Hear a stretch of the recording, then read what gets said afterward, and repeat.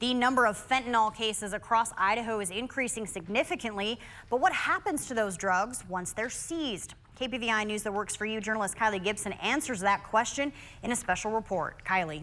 Thanks, Misty. I spoke with the director of the Idaho State Police Forensic Lab, who gave me an exclusive tour of the lab and its process. Across Idaho, the rise in fentanyl cases and overdose deaths has increased significantly. But what happens to those drugs once they're confiscated by law enforcement? First thing that we can do with our narcotics, if we can, field test it. We won't need a presumptive positive test, so somebody can be charged or arrested with this. If we can't do that, or we don't do that at the time, we bring it back to the department. It gets weighed, documented by photographs, then put in reports, and then we package it for the lab. There are 3 forensic processing labs across the state of Idaho, one in Coeur d'Alene, one in Meridian, and one here in Pocatello. Once it gets to the lab, so start to finish, it's going to come into our front office area, be taken in by our evidence staff. Then it will be transferred to an analyst. All of this done through a secure chain of custody. We have to make sure that the evidence passes person to person or person to a facility so that we know exactly where that evidence is at all times. When it gets to the analyst, usually they'll do some presumptive tests, some screening tests on that to give them an idea of what it might be. And then they'll do some instrumental tests to be able to determine exactly what it is. Those are what we call confirmatory tests.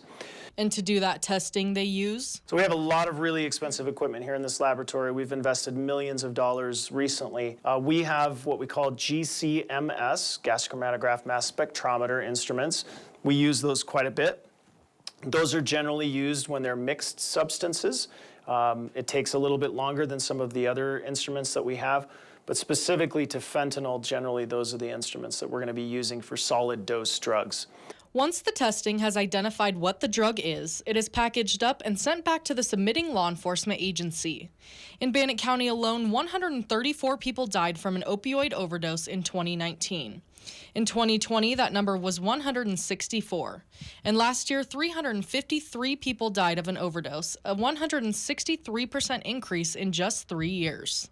The Pocatello Forensic Lab alone has seen a significant increase in fentanyl coming into their lab. This laboratory has seen 410. You can expect that this is one of our smaller laboratories. So the Meridian laboratory is certainly seeing more cases than that. Coeur d'Alene also seeing, maybe the same number of cases. So statewide, there's a lot of cases out there.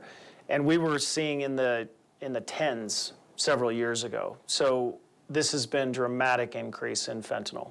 And local law enforcement agencies are seeing other drugs being mixed with fentanyl. The meth and the fentanyl are the biggest things that we deal with right now. Sometimes fentanyl can be intermixed with the meth. That's not uncommon right now. But we've also had marijuana that has turned up and has tested positive for fentanyl, as well. Most of the fentanyl that we deal with is in pills. So we're looking for pills and the byproducts of those. Fentanyl is a synthetic opioid that was originally used as an elephant tranquilizer. It is up to 50 times stronger than heroin and 100 times more potent than morphine. Our concern is that this is on the street. When we're seeing it come in from the officers, this is stuff that's available. This is stuff that they're confiscating out of cars and out of schools and other things. So when that's going on and we know that we're only getting a representative sample of what's out there, we're only getting what the police have confiscated from people. So certainly there's a wider distribution of this stuff than we even know. These things are not being manufactured by pharmaceutical companies, for example. They're being manufactured illicitly. And so they have no quality control mechanisms. There's no expectations of quality control. And so you have no idea how much is in a pill or in a powder.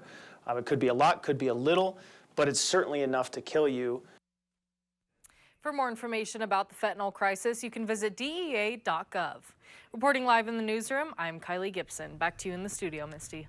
All right, thank you very much, Kylie. And to see more of our in-depth fentanyl coverage, you can go to KPVI.com.